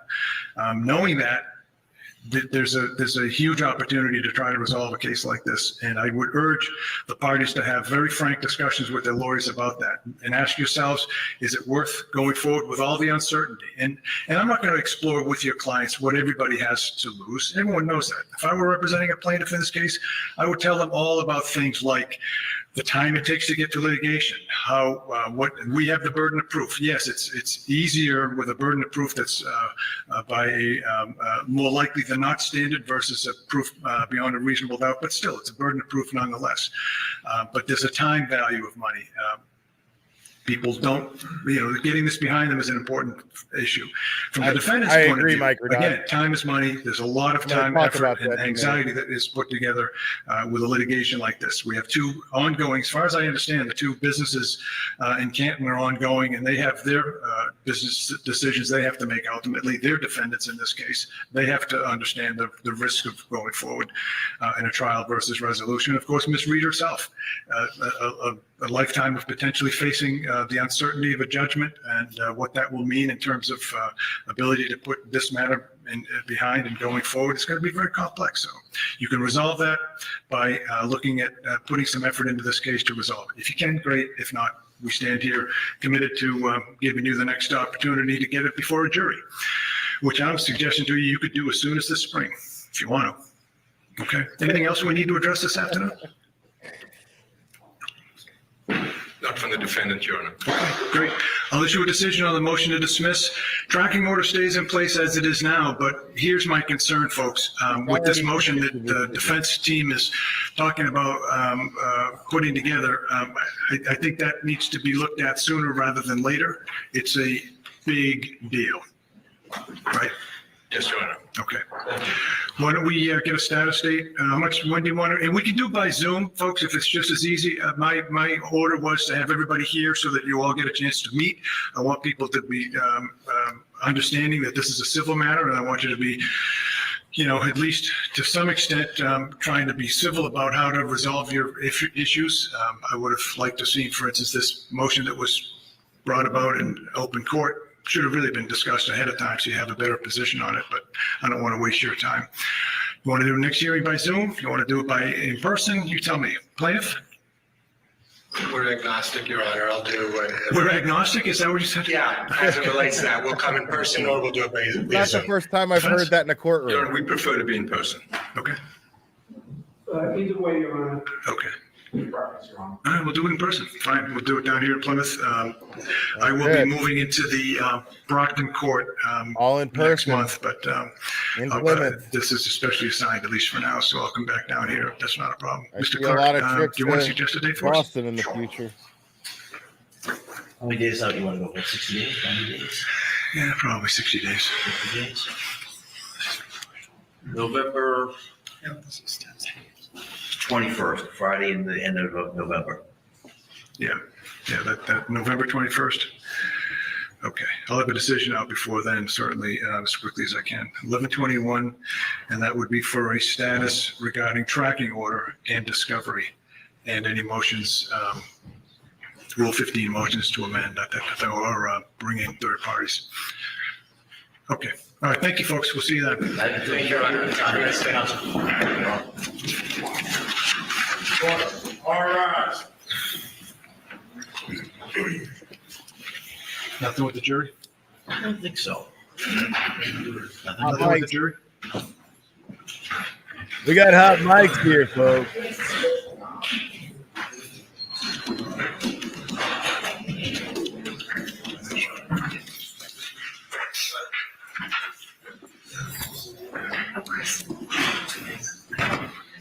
Let's keep those mics hot. Come on, folks. We got hot mics. They're not lukewarm, baby. These mics are hot. HAWT hot, baby.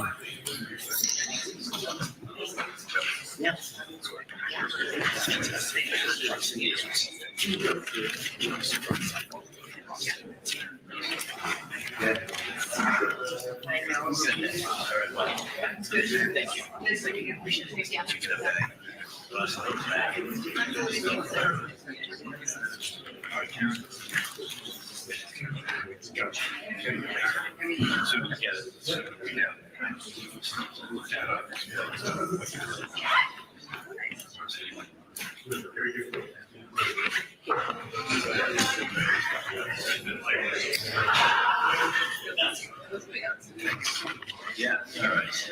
Yeah. Yeah. Thank you. Well, I guess we're trying. Yeah.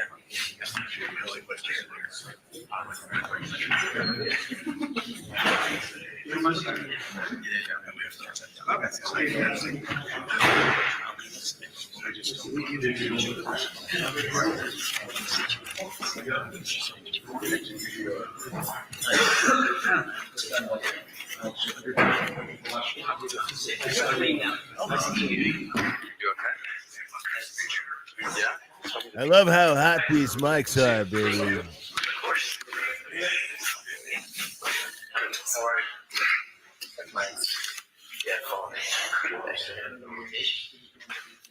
Now,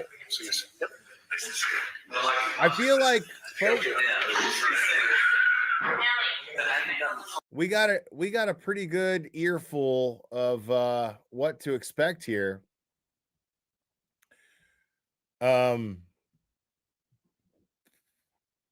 I think it's fair.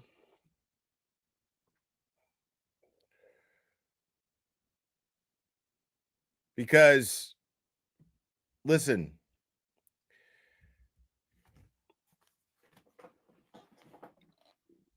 I think right now we got a real heavy taste of the difference between civil law and criminal law. Now, obviously, first off, Microdot's true identity has been revealed. He is on Karen Reed's civil team, and he is a front runner in presenting her defense in the civil matter. So, big shout out to Microdots for his contribution to Karen Reed's civil defense. Big shout out to him. Yes, we got to do that.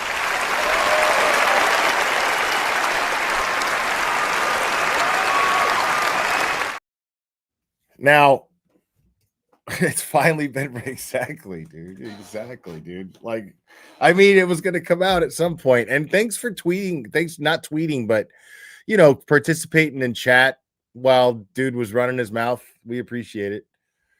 A lot of stuff that was pretty apparent, I'd say. I'd say that it's quite obvious that remember how we were talking a lot about how, oh my God, this opens up the door for so much, man.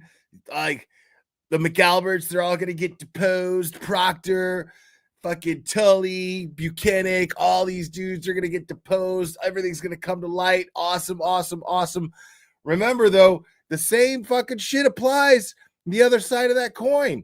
Now you see the gloves are off with these assholes. They are straight up just lying.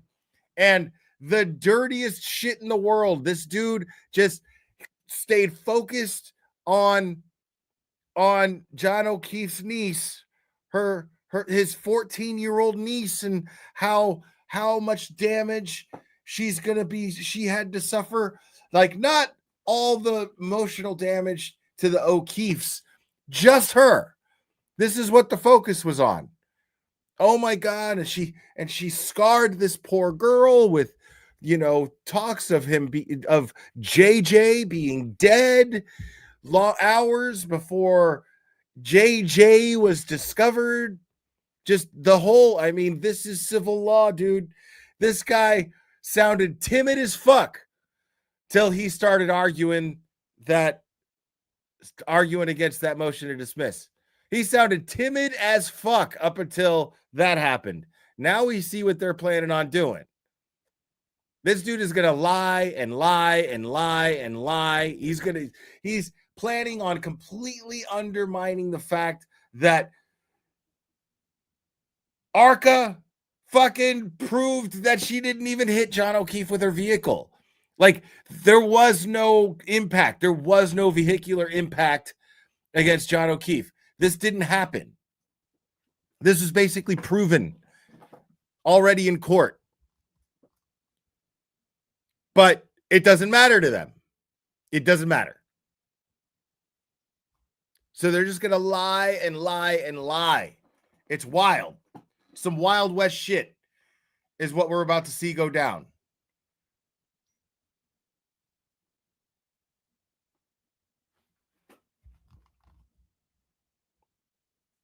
And then enter Mr. Media himself, Dr. Turtleboy Aiden Carney.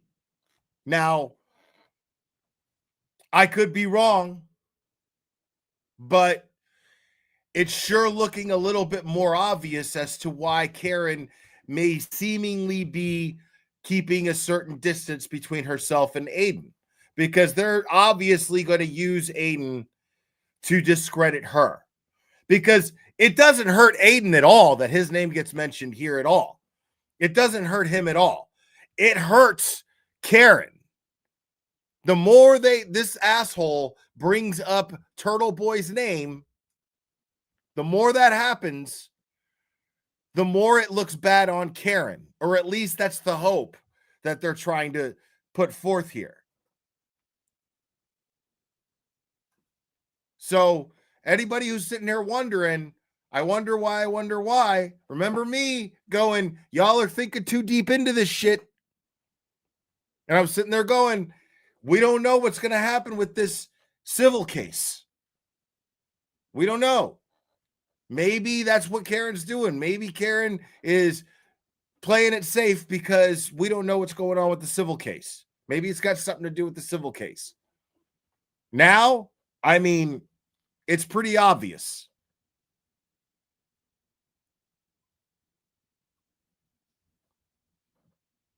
Because Turtle Boy having exclusive access to Karen Reed at the beginning as a source is now being weaponized against Karen Reed. Therefore, the things that Turtle Boy is saying on his channel and in his articles are being weaponized against Karen Reed. This is happening. We just heard it. This is the first hearing in a civil case that could go on forever. Who knows? I love that this judge, people were talking shit about this judge. I like this judge so far. Listen, and disclaimer, before I even get moving forward on that point, I want to make it abundantly clear. I like every judge until that judge gives me a reason not to like them. This guy so far has not given me a reason not to like him. He has to remain objective. He has to remain objective. This is understandable. He's not playing dumb. He has to listen he has to listen to both sides of the case. And my man was even like, listen, like as a show of good faith to say that he doesn't give a fuck one way or the other. He's like, I'll sign the shit right now that says that we can go to trial in spring. Right fucking now, I'll sign it. Anybody who's ready, like if everybody's ready to go to trial right now, let's go. I love that shit. This dude's like, there's 100 different ways that this could be resolved without it having to go to trial. And I highly recommend that you guys explore that. That's exactly what I would want a judge in a civil case to do. That is exactly the kind of approach I would want a civil judge to have.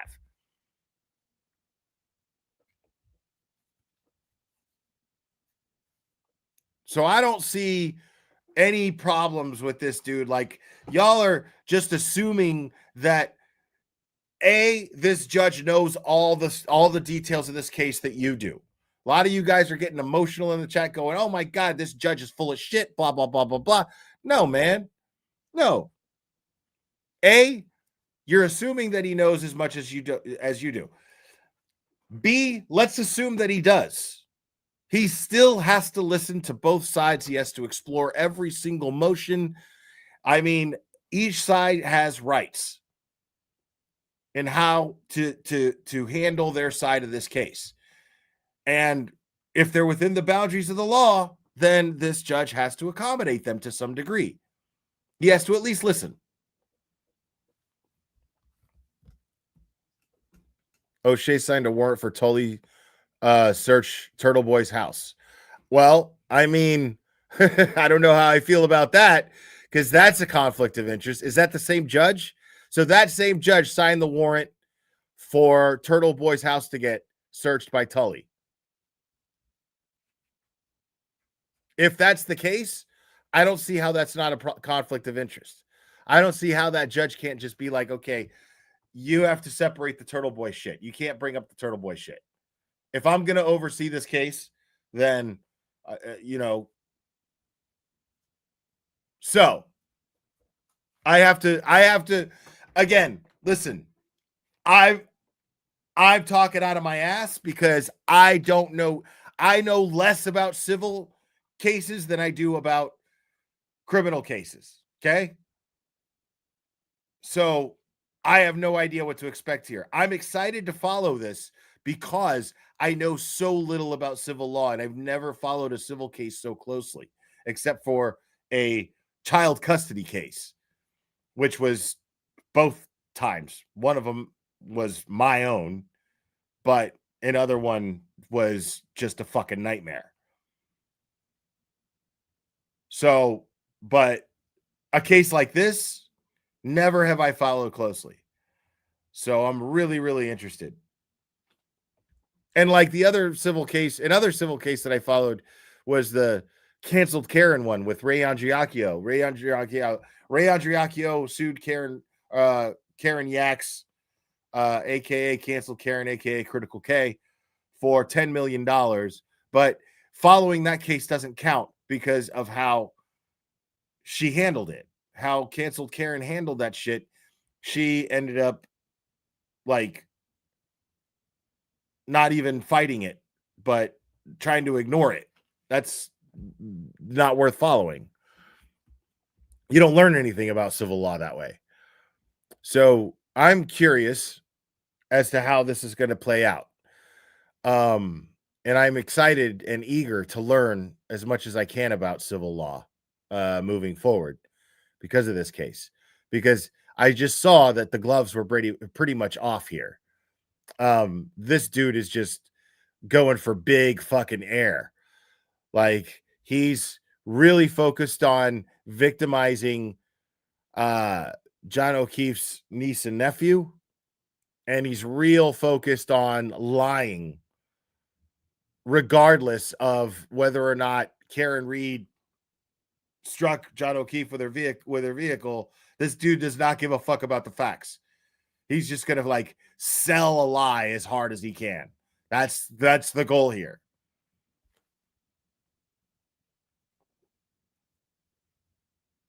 But here's the thing.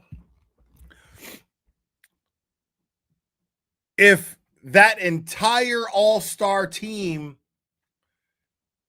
of Karen Reed's civil defense, if they don't file a motion for this judge to recuse himself, then they obviously don't have a problem with it. And then you have to wonder and speculate, why wouldn't they file a motion? You know? You have to ask yourself those kind of questions too.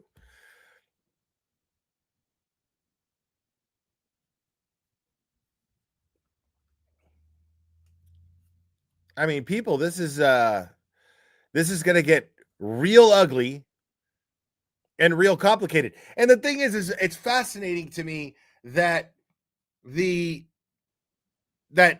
McCarthy's of all places is getting sued. Like that blows my mind because she barely had anything to drink at all at CF McCarthy's, much less there's no way that she seemed intoxicated. So CF McCarthy's didn't do anything at all to merit being sued here. And this is assuming that Karen Reed struck John O'Keefe with her vehicle, which we know she didn't.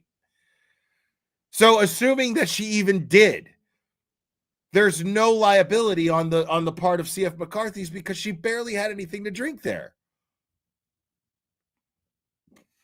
And then the waterfall, even the very people who are going to be named as third-party culprits in this civil suit, 10 other defendants, which I fucking love. I can't wait for that shit because all those motherfuckers are going to get deposed. But that's neither here nor there. I'm looking forward to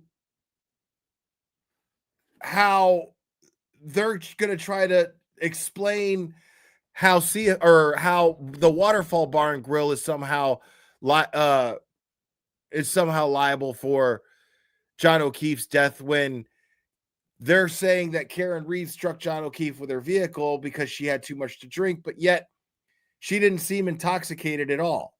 She bought a bunch of drinks. She distributed drinks amongst other people. But even the very people who they're planning on deposing and name as 10 other defendants, most of them testified in open court. The ones that were at the Waterfall Bar and Grill testified in criminal court that she didn't seem intoxicated at all.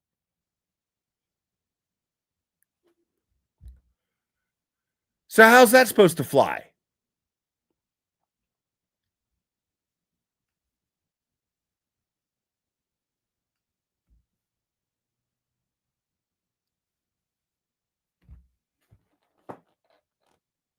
But I mean, they named everybody, dude.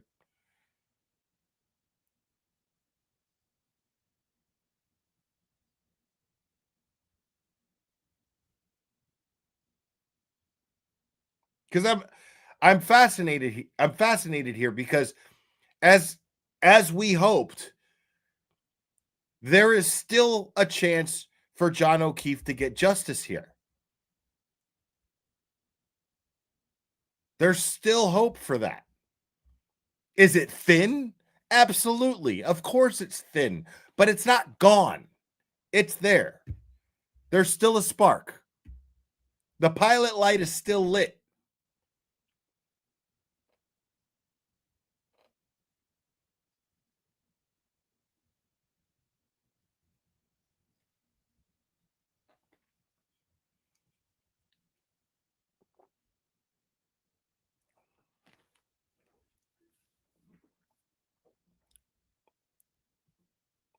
Jeannie Lynn, thank you so much.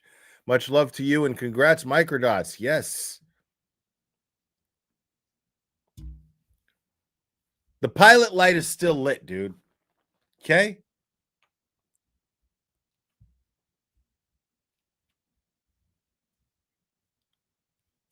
A good flame can catch.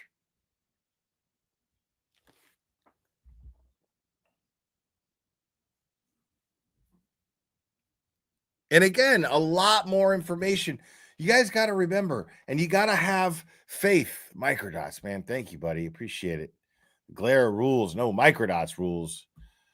You guys got to have faith in that sense, man, because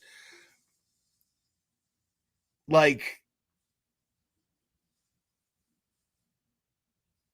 there's so much that could be exposed here that couldn't be exposed in the criminal trial. Remember, take comfort in the fact that Karen Reed has the truth on her side. Karen Reed absolutely has the truth on her side. This is just going to be a long process of good lawyering that's going to be required for that truth to expose itself, to be able to present itself when it matters throughout this process. And this is most likely going to be a very long, tedious, complicated process. But nevertheless, it is a vast amount of opportunity for the truth to present itself and for John O'Keefe to still have a chance for justice.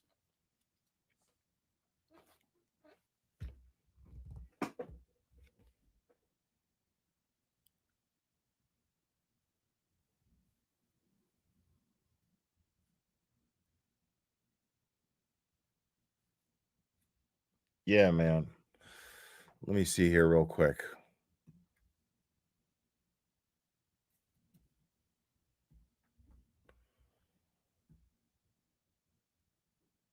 Oh, never mind.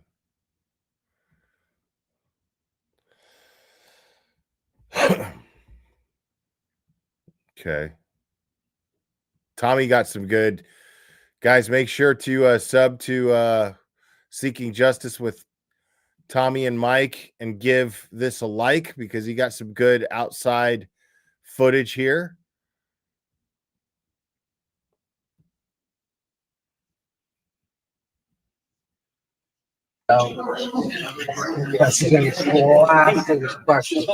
Yes, like blasted. So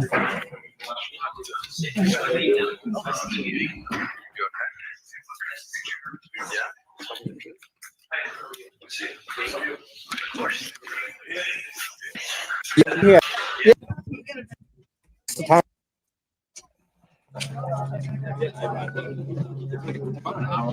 Karen, do you want to say anything real quick about what's going on? You're going on the offense at this point? We're trying to. So it's a whole change in tactic, right? I think we're a little offensive during the criminal trial. I need a pull back. Yeah, hang on. Y'all didn't even let her get a blocking back. Okay. We can move quicker. One second. What an affirmative claim is, it's a caption. It's an affirmative claim against a third party individual. That's exactly what we intend to bring. But the idea is to get them combined to save the court time and money. All the same individuals are involved. So that's exactly Right. It's a matter of judicial economy.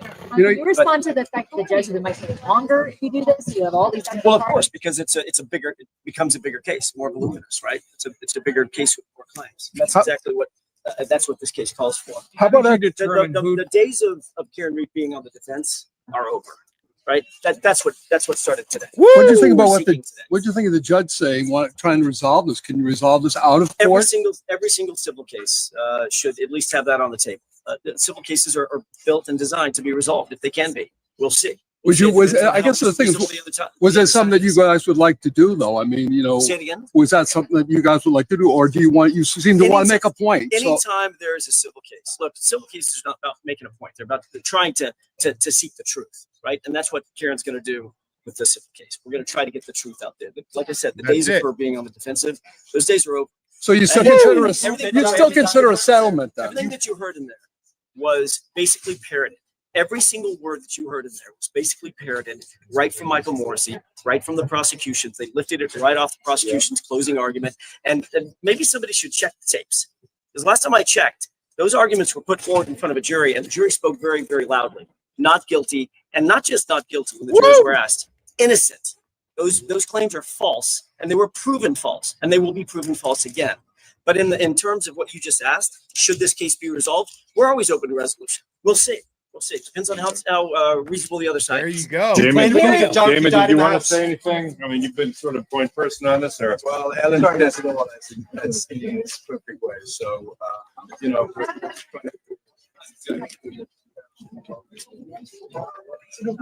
that's okay. Everyone very much. Nice to see you. Yeah, good to see you again. Yeah, I remember. Back in that. Yeah. Oh. Okay. My two best friends were just murdered. Join me for a Court TV true crime series where we take you from the crime scene to the courtroom. Donna Adelson hates every piece of rap that Dan Marcel ever walked on. It's something that'll haunt all of us forever. It always seemed like he was coming and receiving. This is a whole different level. Victim to Verdict with Ted Williams, Court TV original series. Season premieres September 27th. How did it feel on Court TV. Nothing like it.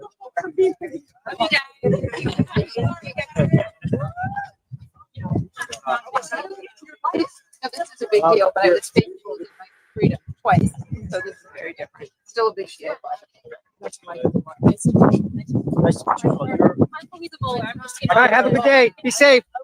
That was Penny. Oh my God! Yeah. Congratulations, little girl, little boy, Little girl. Francesca. Send her my Yeah, thanks. absolutely. Yeah. Nice to meet you. Nice to meet you. Take care. Bye, guys.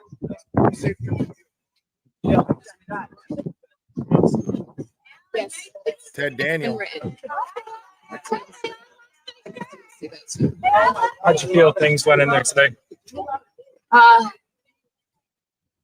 It felt a little repetitive, and it felt like certain members of the court today were Great footage, in first Tom. stage.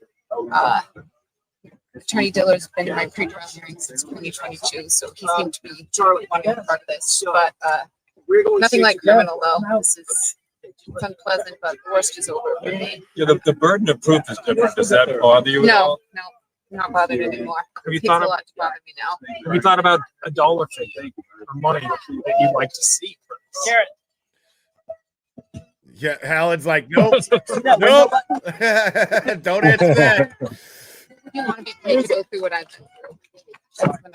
What about going? You have to go through it all again. It's still a long time, Karen. It's not the same exact thing.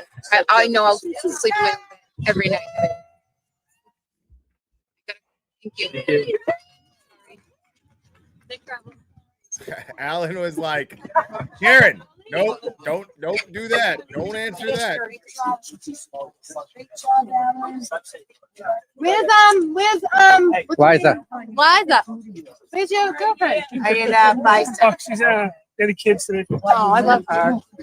No, I told my. I would get everybody. I know. How are you? It's Randy with her little bow. There it is, folks. Appreciate you guys hanging out with me. I'll probably go live maybe again later tonight. I got some stuff to do around here because I will be in Dedham for Aiden's hearing Wednesday. So I look forward to seeing you guys in front of that courthouse to support Aiden. I hope to see all of you there. But no, yeah, I mean, we watched what we had to watch, man. There's other people live. You guys could go watch them. But yeah, man. I had a great time hanging out with you, man. I learned a lot. Learned a lot about what's to come with this civil case. I look forward to hearing from I'm hoping the mighty Mark Betterow will do a stream on likely I'm imagining Young Jerks or someone else. And I really look forward to hearing what Aiden's thoughts are going to be on this come tomorrow. So yeah, man. Interesting. A lot of interesting stuff. You won't catch me commenting on Twitter, but I'll be watching. I am thrown under the Twitter jail. No getting out this time, I don't think. Not really that interested in getting out anyway. But anyways, you guys are absolutely fantastic. I appreciate you guys hanging out with me. Make sure, guys, to hit the like. It costs nothing. And make sure to subscribe. It also costs nothing. And thank you guys for hanging out with me. Thank you guys for all the support. It means the world to me. I love you guys very, very much. And we will do this again very soon, my friends.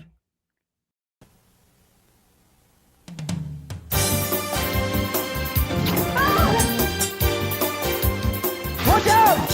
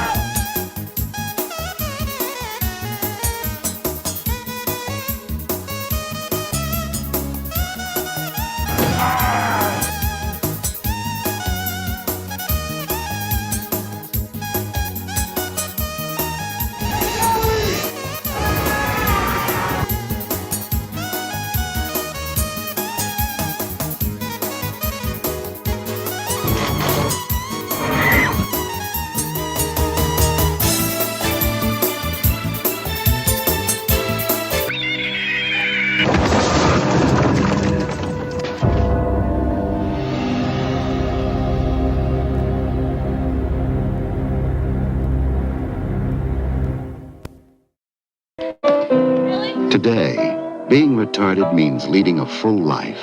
Retarded people go to work or school, just like their neighbors, and come back to a real home. A supervised home, right in the neighborhood, where they belong. Being retarded never stopped anyone from being a good neighbor.